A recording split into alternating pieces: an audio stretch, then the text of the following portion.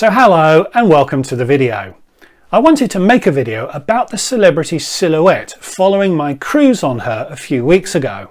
All YouTubers make that kind of video following a cruise, and I've got some very interesting footage that I'd love to share with you.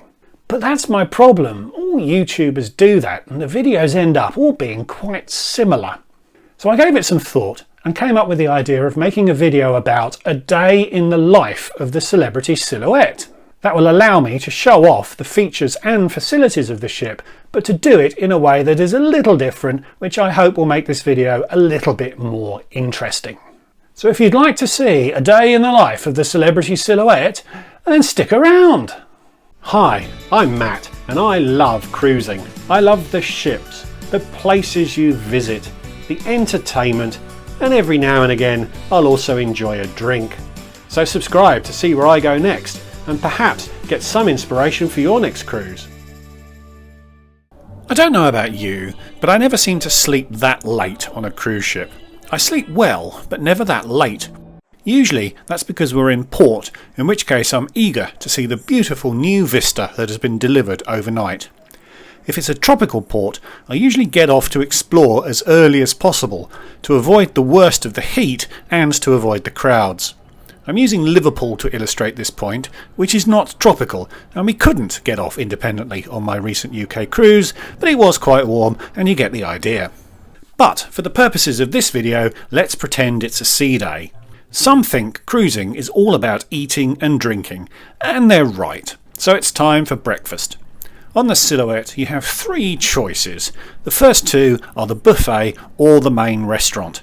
The buffet is a much simpler option, although I can see the attraction of the main restaurant, and the options available there are a little more elaborate. The third option is to have breakfast in your room, although I never do, mostly because I'm cheap and there's often a service charge for room service. After breakfast, perhaps it's pool time. The Silhouette has two outdoor pools flanked by 4 jacuzzis. One pool is quite shallow and is ideal for kids, the other is about 5 foot deep. Both are actually fairly large for a cruise ship and were maintained at a very pleasant temperature. If the weather does not behave, then perhaps head for the library. Not every ship has a library these days, so it's quite nice to see that the Silhouette has a decent volume of books available. There's also the hideaway, which is a couple of decks below the library. These are pleasant spaces where you can sit quietly and relax. No bar service, but everyone needs to give their livers an hour off every now and again. Or perhaps do some shopping. These were open when the ship wasn't in port, and there was a decent range of boutiques to choose from if boutiques are your thing. No duty free on this purely domestic cruise. There's also an art gallery, as there is on every cruise ship. I've never understood what it is about cruising that makes people develop this urge to buy art, but every cruise ship flogs art, so there must be a market for it. But there was a lot of art on display around the ship, much of which was for sale and some of which was not.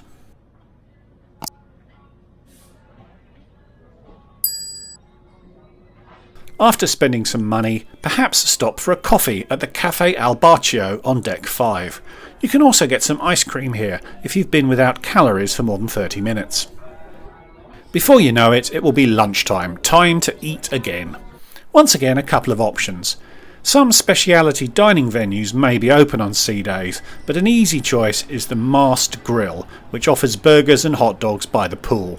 There's also a Mast Bar to help you wash down your lunch. The most popular option is the buffet, which is open pretty much all day with only brief shutdowns to swap out food between dining sessions.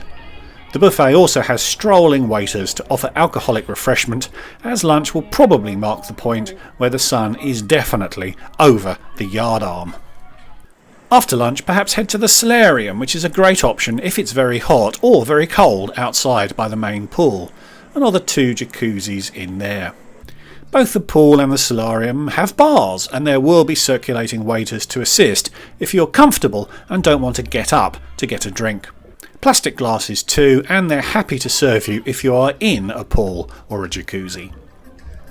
As the afternoon progresses, the daily activity programme provided by the entertainment staff will ramp up.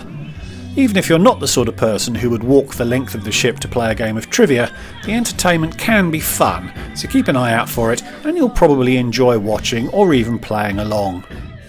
From early afternoon, one of the ship's performing groups will pop up by the main pool. I counted 4 groups or soloists on the Silhouette, plus a 7-piece orchestra for the theatre. When this class of ship was launched, much noise was made about this grassy area on deck 15, which is a very pleasant place to watch a movie or just hang out. It was billed as the only lawn at sea. With the launch of Royal Caribbean's Oasis class ships, which have entire parks on board, this claim is a little less overwhelming, but it is still quite an achievement. As the late afternoon swings around, it may be time to head to a bar. There's plenty left to choose from. The Sunset Bar is a very pleasant outdoor spot. As the name suggests, there's great views of the sunset, if the ship's sailing towards the east, and you're not in Northern Europe in July when it's light until gone 10 p.m. Another pleasant option is the Sky Lounge. This is a pretty large venue which offers panoramic views and is often the location of evening activities, particularly later night activities after the main show in the theatre. Once you're in your evening glad rags, it's probably time for a pre-dinner snifter. Top of the list here is the Martini Bar, which is a great venue that blends flair barmanship with pretty good cocktails. If you're sailing with just the included classic beverage package, that won't cover many of the drinks offered here, but that doesn't seem to make it any less popular. On previous celebrity cruises without capacity limits, it's been quite hard to find a seat in this bar, much less one at the bar itself. If you prefer something a little more pubby, just across from the Martini Bar is Craft Social. This is the closest you'll get to a beer-led venue on the ship, and I gather it was very popular during the European Football Championships, which took place a few weeks before our cruise. One more option is the World Class Bar. This is a cocktail-focused bar, which is quite small and in a bit of an odd location, and it's actually a joint venture with Diageo, so showcases their products and does have some interesting cocktails to try. Time for dinner. There's always the buffet, but the main dining room is the most popular option. 3 courses every night with sommeliers on hand to assist with the wine. Once or twice per cruise there's a chic night, which is celebrities' version of the formal night where, although there's no obligation, most guests do make an effort to dress up. The menu is boosted a little too and is also quite chic. The Celebrity Silhouette also has 6 speciality restaurants available if you're happy to pay extra for a dining experience. One payment will allow you to eat as much as you want/can of anything on offer. The Tuscan Grill is an Italian steakhouse, which was pretty good. Great sunset views too if the ship's sailing east and you're not in Northern Europe in July. Murano is a French concept where a number of the mains and desserts are prepared tableside, often with a bang. There's a very impressive cheese trolley too. Sushi on 5 is, well, it's a sushi concept. I didn't visit on this cruise, but the reviews are good. The Lawn Club Grill and the Porch are on deck 15, the latter having a seafood theme. And finally the oddest, which is Le Petit Chef.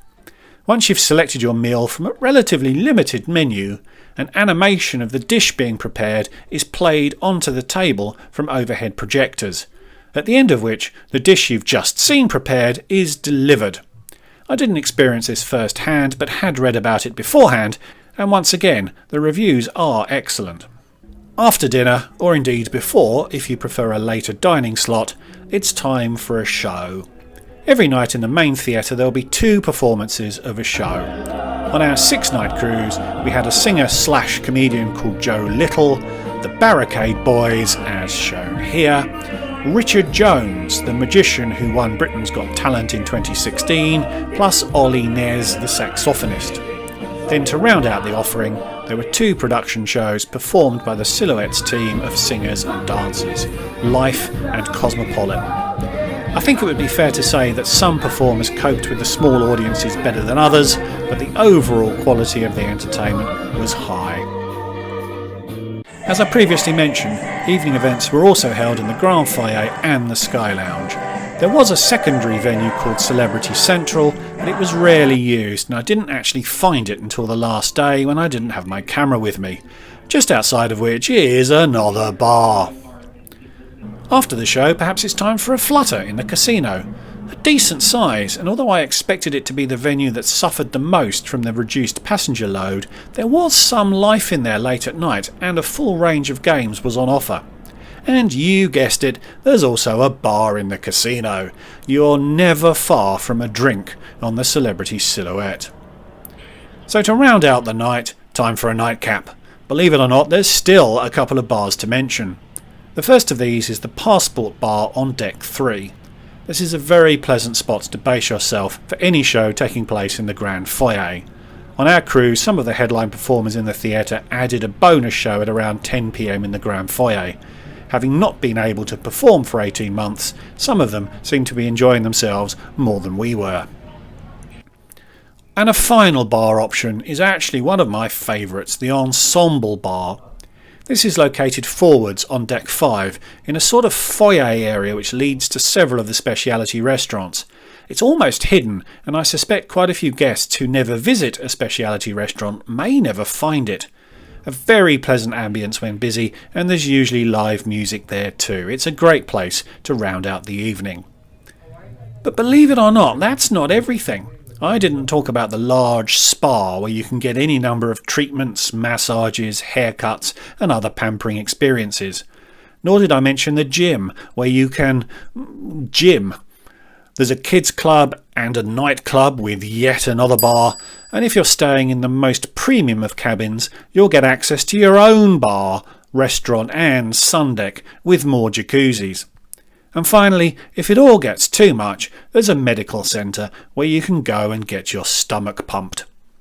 So thanks for watching, I hope you enjoyed it. Please subscribe if you're new, also like this video if you got something from it, and please leave me a comment, I'd love to hear from you.